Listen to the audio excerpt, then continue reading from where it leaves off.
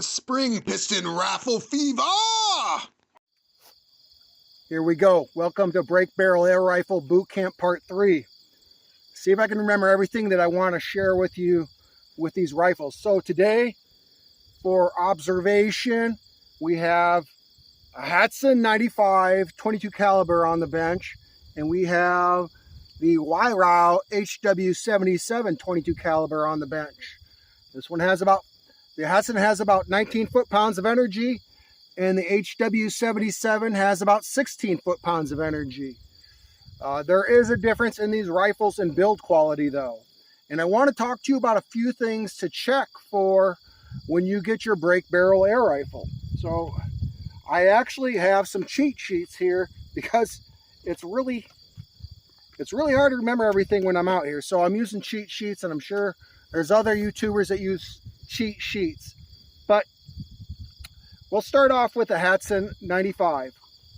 So this Hatsan 95, which is actually pretty nice for the money, but it's not perfect and it does have some problems. And I just want to talk to you about those problems and potentials. One is, if you're going to scope it and it's going to be comfortable for you, you're going to have a setback scope. This is a Leaper's setback scope mount, a 1-incher here, and that makes a very big difference. When I got this rifle, this is something for you to look for when you get your air rifle. When you get your air rifle, make sure you look through it. Check it over for defects, anything that could be wrong with it. When this one came, it had a scratch on the barrel. It was scratched up here on the compression tube. When I opened the barrel, the breech seal had a rip in it, had a gouge. So inside of this rifle, there is something that's called a transport port hole nut. It's like a sizing nut to allow less or more air through the compression chamber. That is what I am calling it. So this one was loose and it was gouging the breech seal every time I opened the barrel. The first Hatsan 95 that I got, it was not accurate and the breech seal was loose. And when I went to shoot it at 20 yards, I had wild groups. They were over 2-inch groups. Eventually, I took the rifle, I put a pellet inside the barrel, and I pushed it through slowly. And as soon as I passed the breech block, the pellet fell through the barrel. It caught at the very end. It had a very light choke, and I pushed it out. So I ordered a new one, and this is the replacement for that. This rifle, let me get a pellet for it. This rifle actually is pretty accurate, but I'm going to talk about some more problems with it. The positives are that it is accurate. It's got an adjustable trigger. And actually, if you get inside here, you can put an aftermarket trigger spring inside here and make it better. Make the trigger better. So, one of the things that I've been having troubles with lately is, I'm going to fire this off here. Right up here on the barrel, there is like an assisted lock nut right there. That little one. So that's been backing out, and the big screw beside it starts to back out also. And that causes the barrel, so when I have it like this, the barrel would fall. Immediately I notice it on paper because my shot group gets bigger and bigger. So that's something to consider when you buy a budget break barrel air rifle.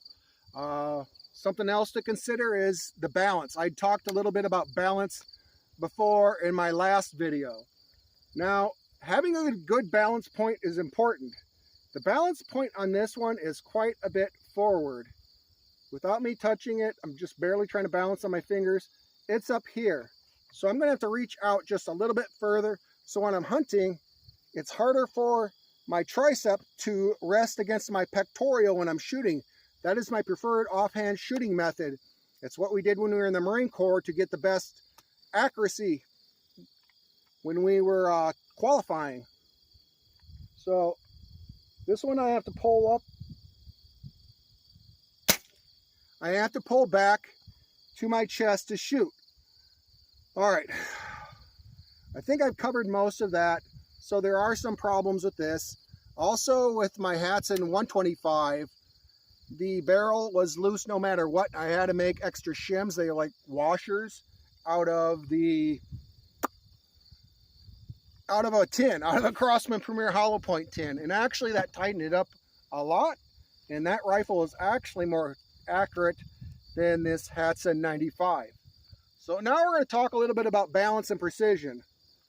This one here already comes with a nice adjustment screw here. This Record trigger on the HW77.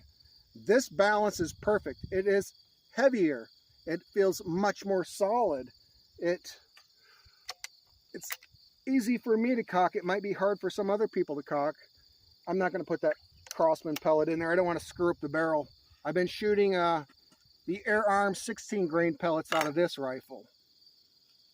It likes the Air Arms. It likes the H&N Field Target Trophy pellets. It likes other pellets that I've tried. It likes some of these Apollo pellets. It liked the Apollo Hollow Point pellets, which look like, they look a lot like the Crosman Premier Hollow Point pellet. They're 14.6 grain pellet. I had used those last fall. That almost hit my target there while it was wobbling. I'm trying really hard to remember everything I want to communicate to you on pellet selection. These definitely are not my favorite. It's a big hollow point. It looks like the H&N Crow Magnum. I think hollow points, wad cutters are okay, but after they get out for a distance, they start losing accuracy. I find I have better accuracy with pellets that are domed and have maybe a small hollow point. This is the H&N Field Target Trophy pellet, which is very accurate in many of my rifles.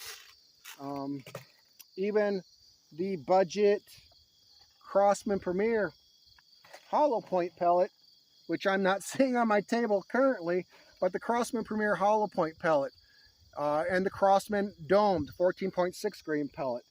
I have had really good success with those pellets.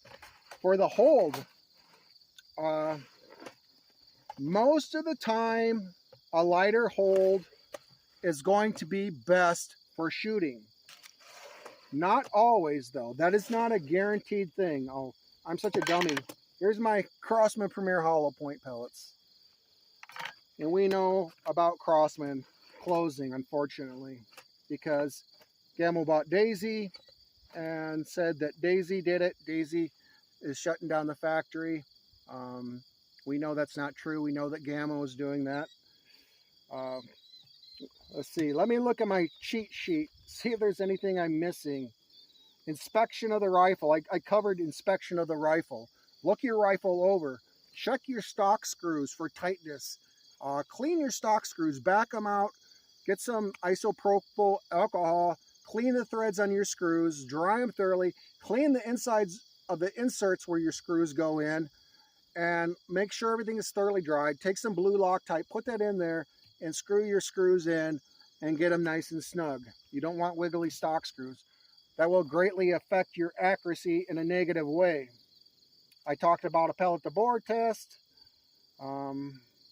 Scope mount screws. So the scope mount screws on the sides and on the tops, that is a must check also, especially if you are getting varied accuracy. Blah, blah, blah.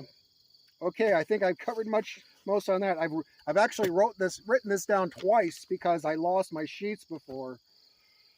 We've talked about, I really haven't talked about caliber. That's an individual choice. But for a spring piston rifle, the bigger, heavier you go in a pellet, the more of a trajectory you're going to have. You're going to have to do more estimation.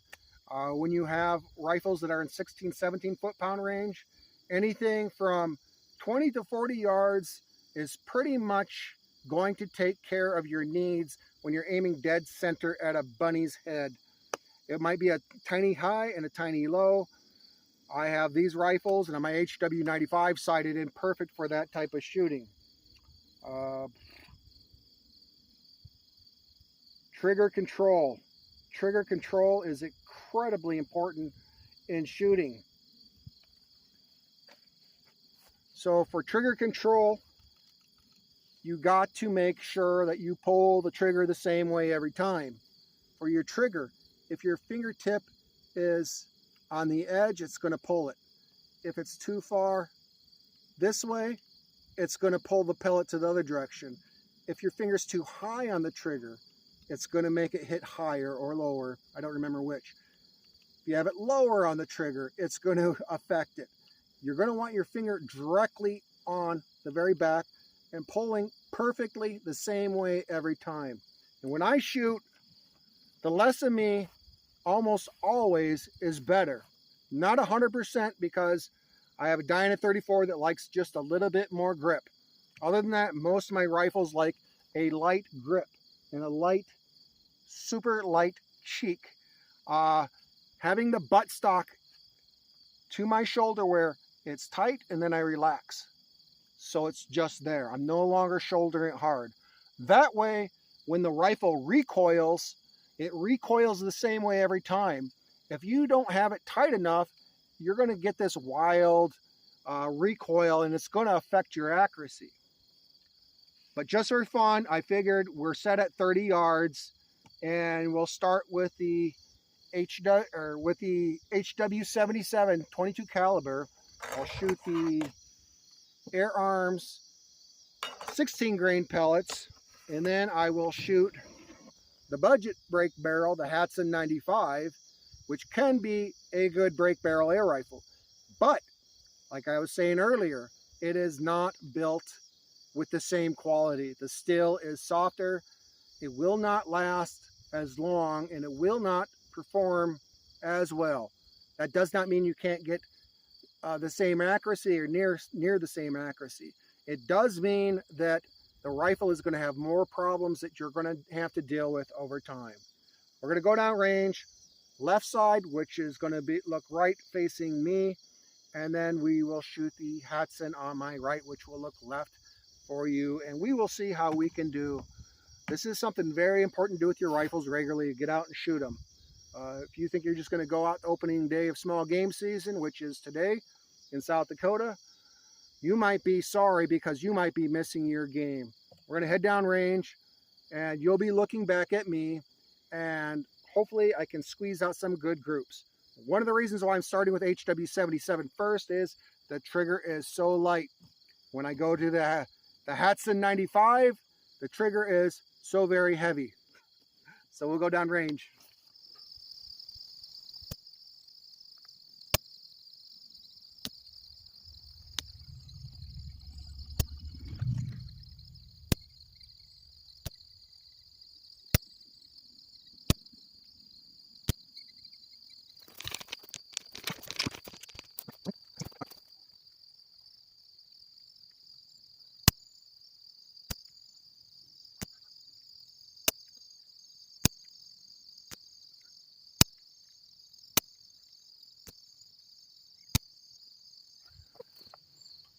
All I got to say is about the Hatsan is wow. I was really surprised over that, and I'm questioning that I got that really tight group, but I did get some different shots placements, and I'm questioning whether that was the scope or me jerking the trigger. I don't know, but I got 2 holes right there, and it looks like 2 holes down there in the orange. It looks like 2 holes there, and it looks like the other 6 shots went right through up there, which is pretty outstanding. I'll put a dime up to it. There's a dime beside it. There's a dime covering it. And if I push it down a little further, it catches those other 2. So that's pretty good. I might not catch that very top edge one there though. The pellet would actually nick the dime, if that would count any. The HW77 did good. I've done better. So the dime nearly covers everything. In fact, all the pellets would have at least hit the dime. Even that bottom one on the edge, that would have hit the edge of that dime. So pretty good. It's not the best, but I'm really impressed with the hats, and maybe I need a new scope on the thing. I don't know. I have one of those hammer scopes on it. They're okay, but I actually have a hammer scope on this too, but it seems to be doing a little bit better than the hammer scope that I was on the Hatson 95. But this scope has been on a lot of rifles. This is I believe it was on my Walther Paris. It was on my Hatson 125. It was on my Gamma Hornet Maxim, and now it's on the Hatson 95. So it's had thousands and thousands and thousands of pellets rattle through that thing. So this one is, this scope here, this hammer scope has only been on this rifle. And this is still a pretty mild Springer, 16 foot-pound Springer. I think I've covered everything I wanted to cover with trigger control and everything. Trigger control, have your finger directly in the middle of the trigger and pull directly straight back slowly. I do not believe in snap the trigger thing. I believe slowly in the same way every time. Repeatability is going to be your biggest friend in accuracy with your spring piston rifles. So that's it for break barrel, which the HW77 is not a break barrel, but break barrel air rifle boot camp part 3. Anyhow, I appreciate a like. I'd appreciate your subscription, your support. It's good to be alive today. It's beautiful out here in September. God bless every one of you, and thank you for watching my video.